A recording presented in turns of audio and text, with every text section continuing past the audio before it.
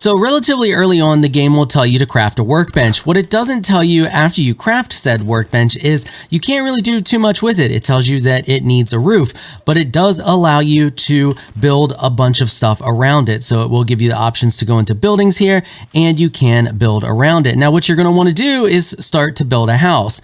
Don't do that. Simply place down your crafting station like I have done here, and then you are going to build a small lean-to around it, like you see here. All you need is 4 walls and 2 of the low roofs. So 4 of these here, 2 of these here, and then 2 of these here. Once you've done that, you can use your workbench to its full capability. So if you look here, I can now use my workbench. So what this is going to allow you to do is quickly repair all of your tools. It goes into another tip. Repairing costs you nothing. Costs you nothing to repair. You just need a workbench, and you go up to it, you just spam repair until everything is repaired. It's going to allow you to repair your axe early game because you're going to need to farm a bunch of wood to build your house. And in most cases, if you don't have a setup like this, you're not going to be able to repair your axe, and you're probably going to just try to make another one. But if you build a small setup like this, you can repair your axe, and on top of that, you will be able to craft a hoe, which is super helpful because that's going to allow you to level the ground for your house, as I've done up here. So once you have the hoe equipped, you just right click, it brings up a menu just like the building hammer does. You select level ground, and then you can just spam out level ground to level out the area that you want to build your house. Once you have your workbench and this little setup done like you see here, if you have your building hammer equipped, you can see that there's a small line going around the area here. This is the area in which your workbench has an effect. So you can see here it goes all the way around the workbench. Now you're like, Firespark, well, what if the area where I built my little lean-to is a little too close to where I decided to build my house? Well, that's fine. There's nothing that says you can't have more workbenches all over the place. So if you build your little setup here and then you decide, well, I want my house to be over here, so over here is where I'm going to level off my ground, you can see here I have the same circle. So you can just slap down another workbench, start to level off the ground, then start to place your flooring, build your house, and then you can come back over to where your other setup is, your little temporary setup here, and just take everything down by hitting the middle mouse button, and you will break whatever wall you've placed. So if I place the wall there, click my middle mouse button, you can see it instantly shatters and I get wood back. Doing this will streamline the beginning of the game and building process and making your home and everything so much for you that you'll thank me later. Also, early game, when you need wood and you're trying to craft your first axe, you don't have to pick up the branches. You're going to see branches on the ground. You're going to be tempted to just run around and pick up those branches. It's going to feel more natural to you because you're doing that with the stones as well. You can actually punch these small trees. Doing this will level up your unarmed combat and make it easy for you to get some wood right from the beginning of the game, so you're not running around hunting the branches that are on the ground. There's a lot of different skills in the game, and in order to level up said skills, you actually have to hit something. So if I just slash this knife in the air like this, nothing happens. I won't get any experience from it. If I hit tab to bring up my skills here, and we take a look at my axes, for example, so you can see I'm really close to leveling with axes. So if I take and equip an axe right now and I swing it around, you should see that little bit move there. So if we just swing it for a minute, it should go up if it was leveling, but it won't. So if we take a look, it hasn't moved at all. However, if I just beat on something, and it doesn't have to be something that actually takes damage, like this stone here. This stone takes no damage, but I'm actually hitting something, and you can see my skill with axes just improved. And if I continue to hit this, it will continue to go up because I'm actually hitting something. Now, the tool is losing durability. I'm not sure if it's actually connecting with something that causes the skill to go up, or if it's the loss of durability on the tool that causes your skill to go up. But either way, you can just train on a rock. Just find a rock that you can't break, which will be most of them, because the only thing that can break them is pickaxe and pickaxes. So all of these stone tools or even your fists, if we unequip that, I can just sit here and punch this rock and I can train unarmed combat as well. Leads us into how your skills go up. Your skills go up just by using them. So for example, jumping, all I have to do to level up my jumping skill is just jump in place, or sprinting, I just sprint. Sneaking, from what I can tell, you have to sneak near something. So you hit control to go into crouch like this, and now I'm sneaking. But I did this for a while around nothing and it wouldn't go up. But I did it next to something. So like find a deer or a boar or anything. I like using deer, and you can just sneak right up near them and around them, and your sneaking skill will increase. The next tip is pay attention to your weapons, because certain things slow your movement by different amounts. As you see here, equipping this shield slows my speed by 5%. Equipping this hammer slows my movement speed by 20%. The bow, 5%. The knife doesn't slow my speed at all. So make sure you're paying attention to the stats of your weapons and don't just run around with something in your hand that may slow your speed. So for example, if I equip the axe and the shield, which the shield is 5% and the axe is 5%, I'm getting a total of 10% movement speed reduction. So I'm not moving across the map as fast as I could if I just unequipped everything. Which leads us to unequipping everything. You can unequip everything quick and easy just by hitting R. You throw it on your back like that, and then what's cool is you can hit R again really quick just to bring that back. So if I'm just want to run really quick across the map and I want to be ready to fight and I don't want to reach up and hit 2 and 3, I can just hit R and bam, I'm ready to go. Early game, you're going to want to eat more than just the measly little berries that you're picking up from the berry bushes, and you're going to see deer, and you may not be able to craft a bow right from the get-go, but that's fine. Craft a knife, go into sneak mode, and you can farm deer really easy like this. So you just slowly walk up to the deer, make sure you're at a distance before you start sneaking because they can see you pretty far away. You will run out of stamina as you're sneaking, but that is fine. It's no big deal, because if you just stop moving for a hot second, you will regain your stamina. So now all we have to do is slowly sneak up behind a deer, because the knife does a ton of backstab damage. And bam, there we go. One hit kill. And you can see his buddies didn't even know, and that little guy over there didn't even notice. So now I can just go over here to the other deer. And that guy spooked my deer. We still got a deer over here that did not get spooked because we were sneaking the whole time. So we can just come up here to the deer like this.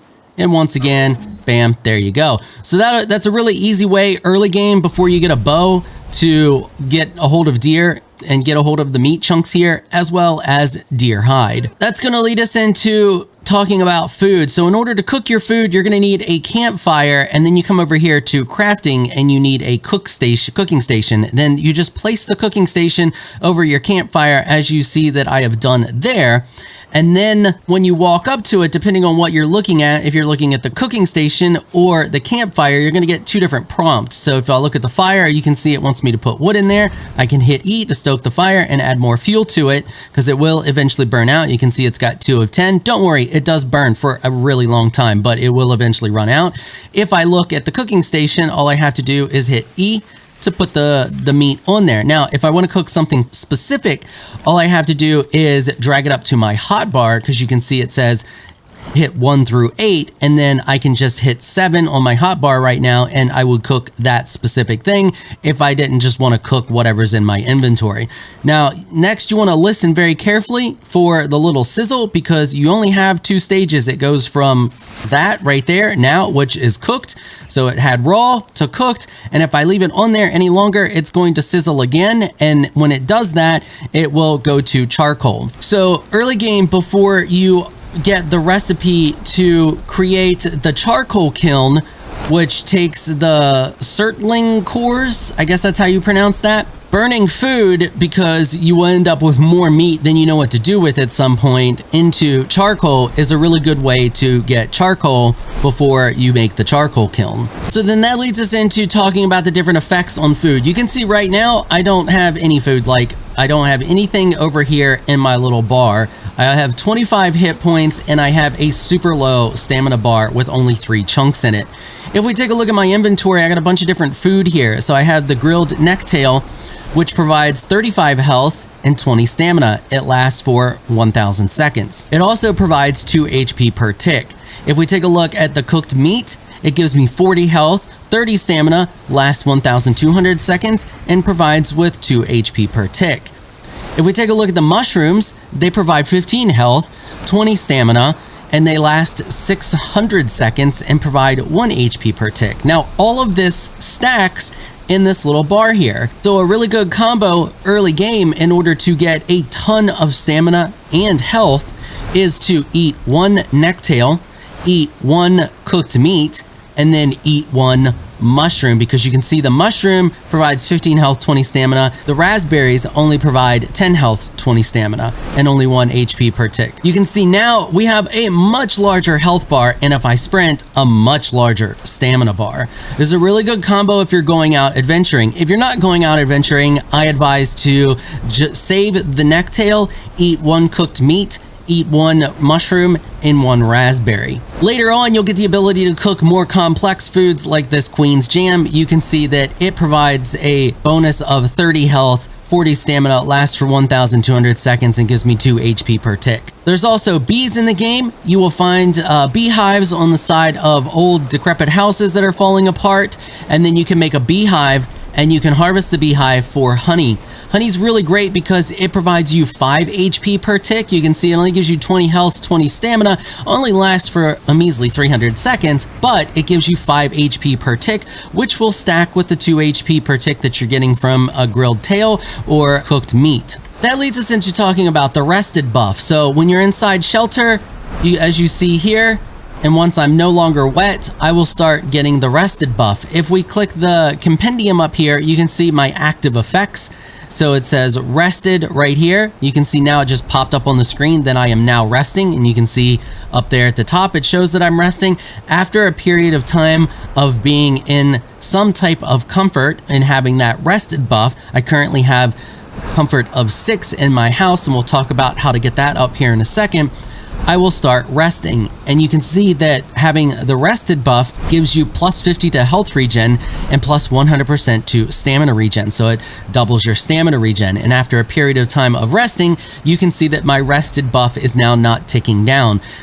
Once you are rested for a period of time and that kicks into effect, during a resting period, it will hang out there until you stop resting. So now if I go outside and I start to do stuff, you can see that will start to tick down. Now there's a few different ways you can go about resting, and there's a few different ways that you can get that comfort level to go up. So having a bed in your house will provide comfort level. Putting stuff in your house like this deerskin rug or this stool over here will increase your overall comfort level in your house. So you can see once I'm in my house and I'm close by to my bed and all my different things here, I start resting. Now, if I'm just in my sheltered area, I'm not, because what triggers this whole resting thing is also being next to a campfire.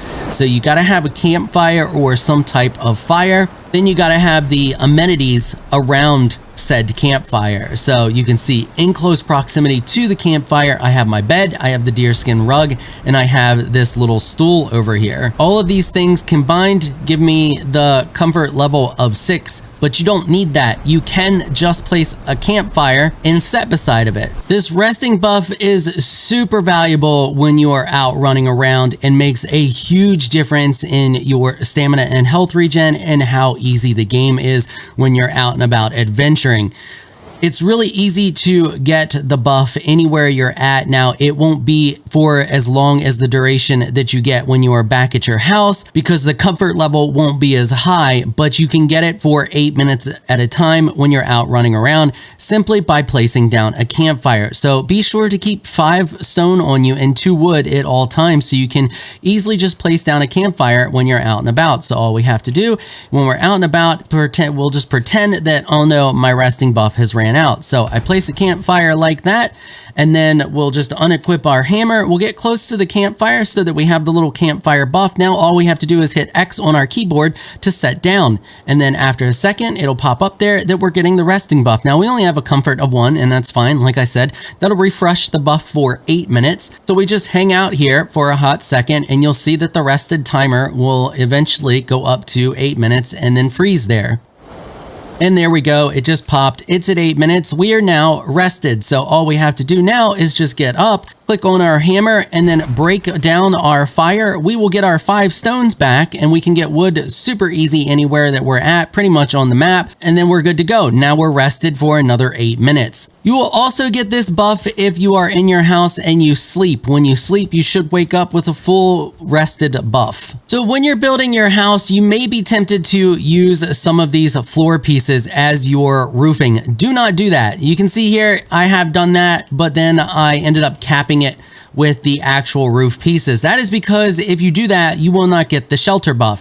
If you take a look here, I just made a little tiny little lean-to thing. If we walk in here and we shut the door, you can see I currently have the sheltered buff. If I quit my hammer and I delete the ceiling there, you can see that the buff went away. Now, if I grab one of the floor pieces and I put it up there, you can see now I'm not getting the sheltered buff. And that is because it doesn't register these wood floor pieces as a roof. They're not a roof. You got to use the thatch roof as your roof. So if it says it's a roof piece, it will count. Don't be afraid to destroy your build when you're building. If you take a look here, this wood floor piece costs me 2 wood to place it down. If I place it down and I decide I don't like it, I just break it and then I walk up to it and I get 2 wood back.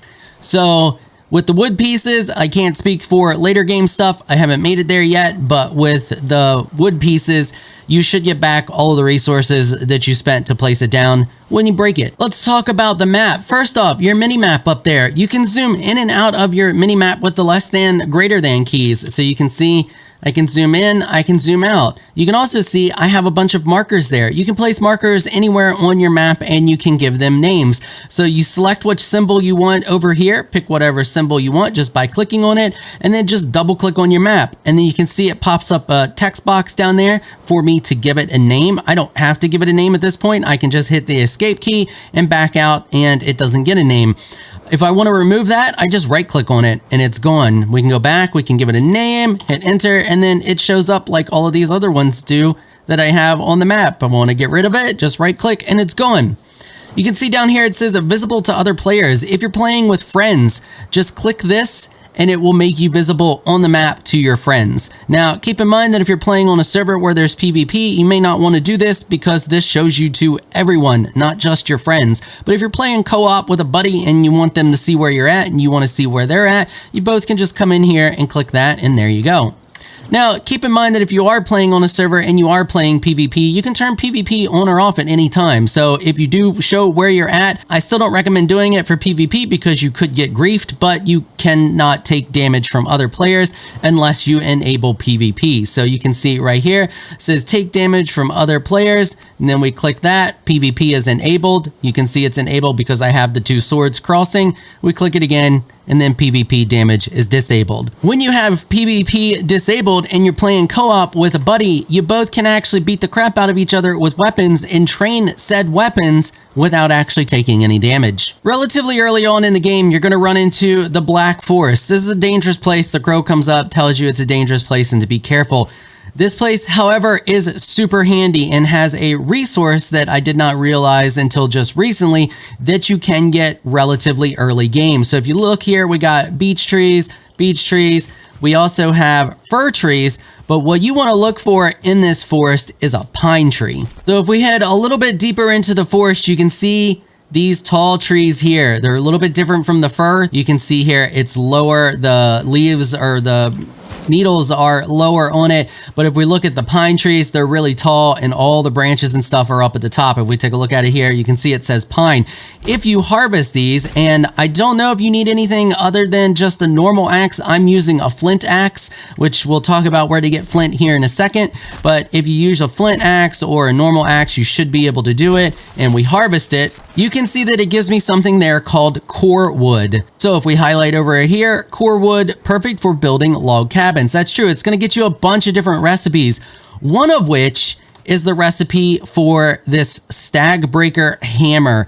This thing is super good for when you're fighting a bunch of enemies at one time because it has a massive AoE. Now, it is a club, so make sure you train up clubs by just making a basic wood club and training with that from the get-go. That's going to increase the damage. Oh, look, perfect timing. If we use this, you can see that it knocks the enemies back. It knocks them back in a large AoE, so you can simply just do that and keep them at a distance from you. Now, I don't recommend sprinting with this thing because it does chew up a buttload of stamina when you swing it. You can see there, it's eating up a bunch of stamina, but it has a massive AoE, has massive knockback, and it's super handy for fighting large groups of enemies. And all it takes is a bunch of deer trophies and some core wood and I think some leather. If you are looking for flint, you want to go down by the water's edge. So if you look here on the map, you can see this is what water looks like. Just find water and there's flint all over near the water. Sometimes it's like in the water too, but you can see there's a little piece there. And it's just kind of all over. Just run along the water's edge and you should find it super easy. It's also where you will find the necks. So these little guys right here, if you want to farm necktails. So it's not going to take very long before you realize there's a bunch of large stones around. And if you played survival games, you're going to know that those are stone nodes and you're going to be like, how do I get a hold of those? How do I break them? Because nothing I use does any damage to them. And that is because that's how the game goes about gating your progression. Once you are able to damage those, you can also start farming for metal, and that gets you into your next whole progression in the game. And in order to get the pickaxe, the antler pickaxe, which you need in order to break those stones and get into doing that, you need to fight the first boss, which is a giant lightning deer boss. And to do that, you're going to need 2 deer trophies. So if you start at the starting ring here that you can see, everybody should start here. As far as I know, you always start in the starting ring, and you walk up to this and you hit E and register location. It shows you that there's a little thing here, and that name there, that's the name of the boss. So once you have your deer trophies, you're going to go over to that location, and the bird will come and talk to you and tell you that this is a mystical altar. All you have to do is just offer up the 2 deer trophies, and then the boss will spawn and you have to fight it.